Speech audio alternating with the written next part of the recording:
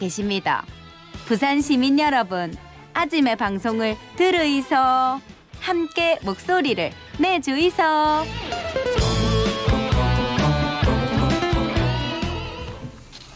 네, 오늘 여러 가지 이야기들을 좀 나눠볼 텐데요. 두 분을 모셨습니다. 더불어민주당 박인영 부산시 의원, 국민의힘 윤지영 부산시 의원 두 분이 스튜디오에 나와주셨습니다. 안녕하세요. 반갑습니다. 안녕하세요. 예, 새해 복 많이 받으십시오. 네, 새해 복 많이 받으세요. 제가 방송 두 분 들어오시기 전에 보니까 두 분이서 굉장히 열심히 이야기를 하고 하기에 대한 분위기시던데 웃으면서 싸우시는 건 아니겠지. 근데 일단 이제 여기 스튜디오에 나오셨으니까 우리 청취자분들께 한 말씀씩 인사 부탁드리겠습니다. 네, 안녕하세요. 부산시 의회 기획재경위원회 윤지영 의원입니다. 네, 반갑습니다. 더불어민주당 박인영 시의원입니다. 네, 새해 복 많이 받으세요. 예, 굉장히 반갑습니다. 자, 그러면 이제 본격적으로 좀 이야기를 해볼 텐데요. 의원님이 생각하시는 시의회 본질이 뭔지, 또 그에 맞게 지난해 시의회를 좀 평가하신다면 두 분께서 몇 점을 주실지 궁금하거든요. 예, 저는 시의회가 멀티 어댑터라고 생각하거든요. 네. 여행 가면 왜 USB도 꼽을 수 있고 뭐 정지 충전도 할 수 있고 그 변압을 하기도 하는 멀티 어댑터를 들고 가시잖아요. 네네. 예전에는 우리 정치가 뭐 민주냐 반민주냐 독재냐 반독재냐 이렇게만 나뉘어서 좀 심플하게 정치를 할 수 있었다면 지금 시민들의 요구가 굉장히 다양해졌다고 생각을 해요. 시민들이 어떤 요구를 하더라도 이거를 좋은 정책으로 변환할 수 있는 멀티 어댑터가 돼야 한다는 생각을 하고요. 그런 면에서 저희 시의회는 굉장히 많은 노력을 했지만 얘기를 많이 들은 건 사실이지만 이거를 정책으로 출력하는 데는 조금 부족하지 않았나 그런 반성을 하게 됩니다. 예. 박인영 시 의원님 그렇게 생각하시고 윤지영 의원님은요? 저는 이제 뭐 원론적인 측면에서 시의회 역할이라는 게 사실 시 집행부를 견제하는 역할이라고 생각을 합니다. 이제 그런 입장에서 봤을 때 지금 현재 이제 그 국민의힘 그 시장님 그리고 다수를 차지하고 있는 민주당 의원으로 구성된 시의회로 봤을 때 이 견제 역할은 그 이전보다 아마 가장 최강으로 지금 잘하고 있지 않겠나. 아마 그 견제 점수를 주자면 한 90점 정도는 충분히 되지 않겠나라고 생각을 하고 있습니다. 역할을 아주 잘하고 있다고 평가를 하셨네. 아니 근데 사실 이제 저희들 잘 모르니까 시의원은 그럼 보통 하루 일과가 뭐 어떻게 됩니까? 하루 일과는 이제 저희가 회기가 있을 때는 또 주로 회의를 하지만 회기가 없을 때는 아침에 출근을 해서 주로 이제 시민들의 뭐 민원이나 이런 걸 처리하기도 하고요. 사실은 공부를 많이 해야 돼요. 저희 부산시 1년 예산이 뭐 거의 10조가 넘어가기 때문에 뭐 10조를 시의원 47명 나눠보면 1인당 한 4천억 정도를 심의를 해야 되거든요. 일이 많습니다. 그래서 공부를 많이 해야 되죠. 그러면 민원인들은 그럼 어떻게 막 사무실로 찾아서 막 얘기를 하는 겁니까? 네, 사무실로 찾아오시기도 하시고 주로 이제 의원들이 지역에 찾아가는 민원을 많이들 하고 계시죠. 뭐 지금 거리가 이제 뭐 사하구 같은 경우는 사하구 강서구 같은 경우는 지금 굉장히 멀다 보니까 민원인분들에게 의회로 찾아오십사라고 말씀을 잘 못 드리죠. 그러니까 의원들이 찾아가서 민원을 듣는 것 또한 의원들의 역할인 겁니다. 그러니까 뭐 말씀하신 것처럼 공부를 정말 많이 해야 된다 이런 얘기를 하셨는데요. 자, 그러면 이제 궁금해지는 게 지난해 부산 시민들을 위해서 의원님들이 중점적으로 연구했던 공부했던 조례 어떤 것들이 있는지 한 번씩 좀 들어볼까요? 먼저 저 박인영 의원입니다. 제가 먼저 말씀드리면요. 발언권 드리겠습니다. 네. 지금 코로나19 이후에 또 시민들이 안전에 대한 관심이 굉장히 많아지셨고 기후 변화로 인해서 사실은 뭐 이렇게 폭우나 집중호우나 이런 것 때문에 피해도 많아지지 않았습니까? 이런 경우에 시민들이 이제 그 보장을 받을 수 있는 시민 안전보험을 2022년부터 혜택을 받으실 수 있거든요. 올해부터요? 네, 올해부터입니다. 제가 이 조례를 2020년도 말에 발의를 했는데요. 이제 1년간의 준비 기간을 거쳐서 이제 올해부터는 시민들께서 만약에 이렇게 자연재해 또는 뭐 스쿨존에 사고를 당하셨다거나 뺑소니 사고를 당하셨다거나 이런 경우에는 시에 연락을 하셔서 내가 보험 혜택을 받을 수 있는지 문의하시면 언제든 혜택을 받을 수 있는 조례 발의했습니다. 부산 시민 누구나 받을 수 있다는 거네요. 네, 누구나 받을 수 있고요. 이게 이제 국민안전포털이라고 하는 사이트에 들어가서 각자가 시민안전보험이라고 검색하시고 내가 혜택을 받을 수 있는지를 보시면 검색하실 수 있습니다. 윤지영 의원님은요? 저는 2021년 한 해 보니까 총 14개 조례를 이제 발의를 했더라고요. 네. 그 중에서 이제 가장 중점적으로 봤던 부분이 실질적으로 우리 부산시가 국제 관광 도시로 네. 선정이 됐음에도 불구하고 사실 관광에 대한 인프라들이 그렇게 많지 않은 상황이었어요. 더군다나 그 부산시에서 관리하고 있는 그 공영 관광지에 대한 관리라든지 운영 실태가 굉장히 열악한 상태였었습니다. 네. 이래놓고서 우리가 이제 부산에 놀러 오십시오, 관광하러 오십시오라고 할 수는 없는 부분이다라는 생각에서 이제 공영 관광지에 대한 체계적인 이제 운영과 그다음에 평가를 통해서 미진한 부분은 개선할 수 있도록 하는 그런 이제 조례를 만들었고 이와 함께 이제 관광 취약계층들 있지 않습니까? 네네. 뭐 임산부라든지 장애인이라든지 음. 노인분들이 자유롭게 어디든지 우리 부산의 관광지를 이용할 수 있도록 이분들의 접근성 향상을 위한 부산광역시 관광약자를 위한 관광 환경 조성 조례 이렇게 두 가지 부분을 제가 좀 중점적으로 두고 이제 조례를 발의를 했었습니다. 네. 사실 저희도 계속 관심 있게 지켜봤는데 이렇게 좋은 조례들을 발표라 만드셨는데 왜 잘 보도가 안 되는지 늘 이상한 것만 보도가 되고 저희도 앞으로 조금 더 관심을 가져야 되겠다는 생각이 듭니다. 그렇다면 혹시 앞으로 추진하고 싶은 시정이 있다면 어떤 게 있을까요? 저는 청년 일자리 문제에 관심이 많은데요. 네. 부산의 청년 일자리가 줄어서 청년들이 부산을 떠난다는 거는 누구나 다 알고 계시는 네네. 내용인데 부산시가 1년에 내년도 그러니까 2022년도에 청년들을 위해 쓰겠다고 한 예산이 1,819억입니다. 네. 네. 작년에는 825억을 썼고요. 네. 그런데 부산 청년들이 왜 자꾸 부산을 떠나는 걸까 생각을 해보니까 기존에 있는 청년 정책들이 대부분 4년제 대학을 졸업한 네. 대학생들의 그 청년들에게 맞춰져 있는 것 같아요. 근데 부산의 68만 명 청년 중에서 예를 들어서 그냥 공업고등학교를 졸업하거나 네. 전문대를 졸업해서 자영업에 종사하거나 아주 영세한 기업에 종사하는 청년들이 겪는 문제가 분명히 있거든요. 네. 저는 이 청년들의 문제를 부산시가 적극 이제 찾아내서 정책에 반영해야 한다고 생각을 합니다. 그래서 한 번도 자기의 문제를 부산시에 얘기해보지 못했던 좀 더 어려운 청년들의 목소리를 듣고 이 청년들을 위한 정책을 만드는 것이 2022년도에 꼭 해보고 싶은 일입니다. 네. 윤지영 의원님은요? 저도 청년 문제를 사실 가장 심각한 문제로 네네네. 보고 여기 집중해야 된다라고 생각을 했는데요. 어떻게 네. 그 부분에 대해서 박인영 의원님과 생각이 똑같아서 네. 아마 이 부분은 제대로 된 추진이 있을 것 같다라는 희망을 가지고 있고 네. 그다음에 이제 사실 부산에 반려동물을 키우고 있는 인구가 160만 명 정도 됩니다. 네. 전국에 한 1,500만 명 네네네. 이상이 되는데 그렇게 따지면 부산이 10% 이상의 반려 인구들이 지금 계시는데 네. 이제 이 반려동물과 관련된 산업, 반려동물 관련 산업 시장이 지금 한 6조 원에 달할 거라고 네. 지금 추측들을 하고 있습니다. 네. 그래서 이 반려동물과 관련된 산업을 지산학과 같이 연결을 시켜서 이제 산업을 육성하고 산업 단지를 이렇게 조성을 해서 네. 고용도 창출하고 그다음에 취창업 지원하고 이렇게 하다 보면은 청년이라든지 이제 유출된 인구가 다시 또 부산으로 유입이 될 수 있지 않을까라는 생각을 가지고 지금 이 부분에 대해서 좀 집중적으로 한번 이제 고민을 하고 올바른 방향이라든지 이 부분에 대해서 모색을 해보고자 하고 있습니다. 네. 그러니까 이제 박인영 시 의원님은 청년 일자리 문제를 가장 좀 신경 많이 쓴다 이런 말씀하셨고 윤재영 의원님도 청년 일자리 문제가 제일 문제라는 건 알고 있지만 그래도 또 반려동물 관련해서 이런 부분도 많이 신경을 쓰고 있다라고 생각을 한다고 말씀하셨는데요. 자, 그러면 이제 부산에서 지금 가장 시급하게 해결을 해야 될 사안이 뭐라고 생각하시는지 궁금하거든요. 구체적으로 또 어떻게 해결을 하면 좋을지 이것까지 같이 말씀을 해주시면 좋을 것 같습니다. 예, 박인영 의원님 먼저 얘기 들을까요? 네. 저는 지금 제가 올해 45인데요. 네.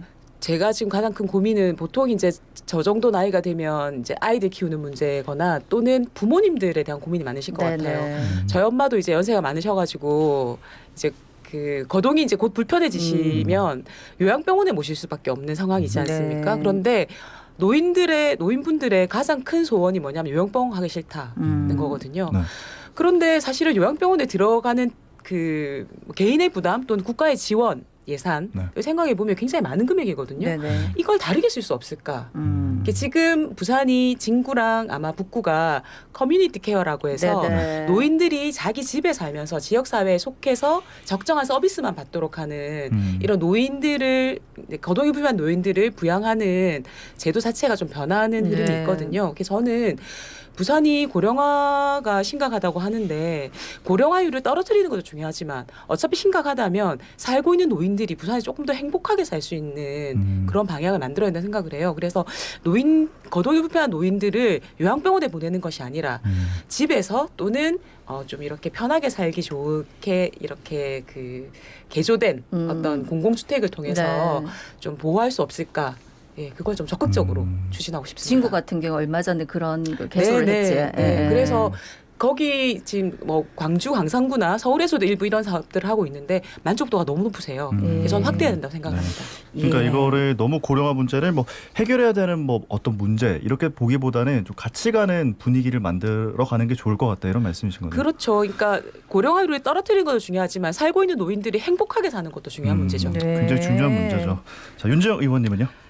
부산이 지금 해결해야 될 가장 시급한 과제가 사실은 인구 문제인 거예요. 네. 지금 이제 340만도 무너졌고 지금 330만 대를 이루고 있는데 이 인구 문제의 또 가장 중심은 아까 또 지적이 된 것 같이 청년들인 겁니다. 네. 이 청년들이 어떻게 하면 유출되지 않고 내지는 이제 좀 더 많은 청년들이 부산으로 찾아올 수 있게 할지 이런 환경을 만드는 게 지금 가장 중요한 부분입니다.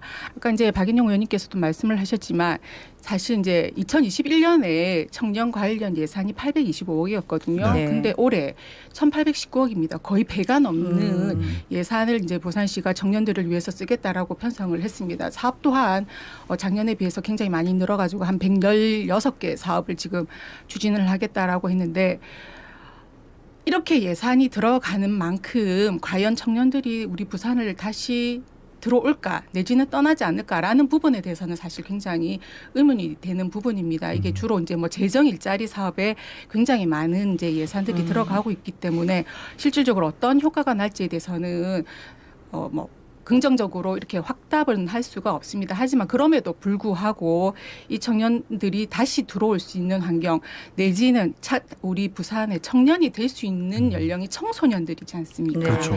이 청소년들이 청년이 됐을 때 부산을 떠나지 않는 환경을 만드는 게 굉장히 중요하다라고 생각을 합니다.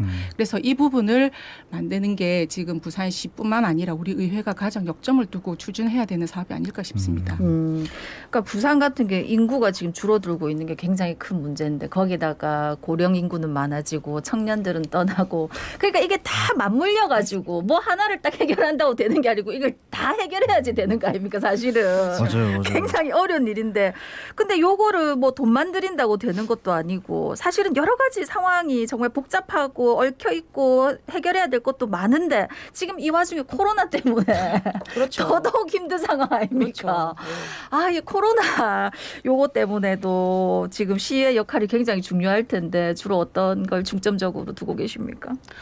사실은 이제 코로나19가 이제 2년이 넘어가고 있는데 그 시민들이 진짜 고통을 많이 느끼시거든요. 네. 사실은 나가 보면 임대라고 하는 이 표시가 붙은 가게들이 점점 늘어나고 네. 있고 그 자영업자들의 부채 비율도 나날이 늘어가고 있고 그 어려운 사람들에게 더 어려운 네. 게 만든 게 코로나라고 생각하는데 사실은 부산시의 대응이 굉장히 전 안일하다고 생각을 해요. 좀 답답한 마음을 가지고 있고요.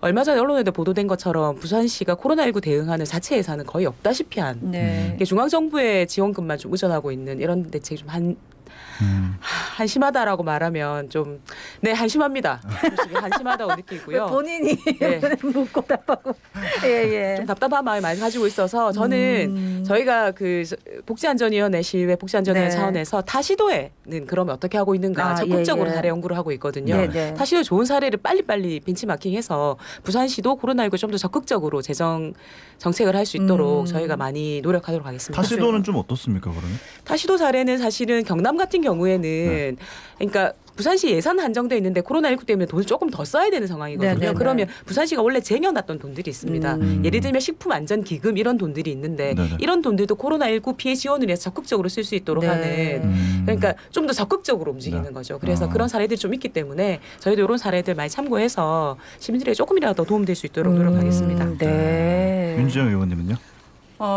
그동안 그 그러니까 이 코로나로 인해서 가장 어려움을 겪고 계신 분들이 소상공인들이랑 자영업자분들이시지 않습니까? 네네.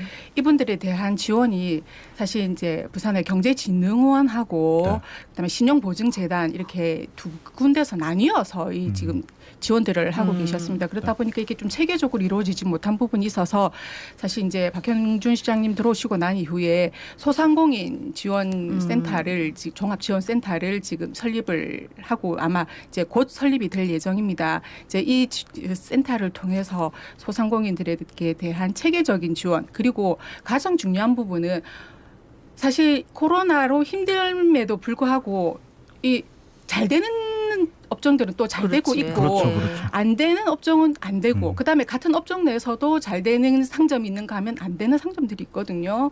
이제 이런 부분에 결국은 맞춤형으로 얼마나 포커스를 맞춰가지고 집중적으로 힘든 분들에게 이 지원이 들어가 주느냐 이게 굉장히 중요한 부분인 것 같습니다. 그래서 소상공인 종합지원센터가 설립이 되면 이제 그런 부분들에 대해서 조금 역점을 가지고 힘든 분들에게 좀 더 많은 지원들이 갈 수 있도록 그렇게 아마 지원을 할 예정인 걸로 알고 있습니다. 사실 근데 이 코로나 상황이 이렇게 길어질지도 몰랐고 올해도 지금 계속 같이 가야 되는 이런 상황이 돼서 참 막막하다는 생각이 들기도 하는데요.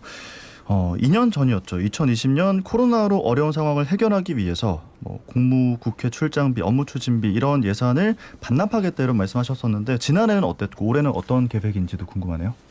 네, 저희가 2020년 코로나가 발생하고 나서 그 해에 국외 연수비 1억 6천만 원 정도를 코로나19의 극복에 위해서 조금 도움이 되고자 반납을 했었는데 네. 아마 작년과 이제 올해에는 예산이 반영된 걸로 알고 있는데요. 그 이유가 있을 겁니다. 이게 관광업계 또한 어렵기 때문에 네. 저희가 사실은 이런 예산들을 집행해 줘야 되는 그런 부분도 있어서 아마 편성을 한 걸로 알고 있는데 그럼에도 불구하고 시민들의 눈높이엔 좀 안 맞지 않았나. 그래서 의회가 고통을 나눈다라고 하는 의지를 보여드리는 차원에서라도 이런 예산들은 뭐 후회라도 과감히 반납할 수 있으면 좋겠다라는 생각이 듭니다. 네. 윤정 의원님 뭐 덧붙이실 말씀 없으실 거예요? 작년 같은 경우는 네. 사실 이제 그 두바이 엑스포를 네네네. 이제 의회 차원에서 한번 방문을 해서 우리도 이제 벤치마킹을 해야 되지 않겠느냐라는 취지에서 그래서 이제 작년엔 예산을 삭감을 안 하고 반납을 소위 말해서 반납을 네. 안 하고 있었던 걸로 알고 있습니다. 이제 그럼에도 불구하고 이제 코로나가 점점 더 뭐 이게 갑자기 더 심각해지는 상황이 되다 보니까 결국은 이제 못 쓰게 된 부분이고 올해도 예산 편성은 돼 있는 걸로 알고 있는데 네. 추이를 지켜봐야 될 것 같습니다. 아까 네.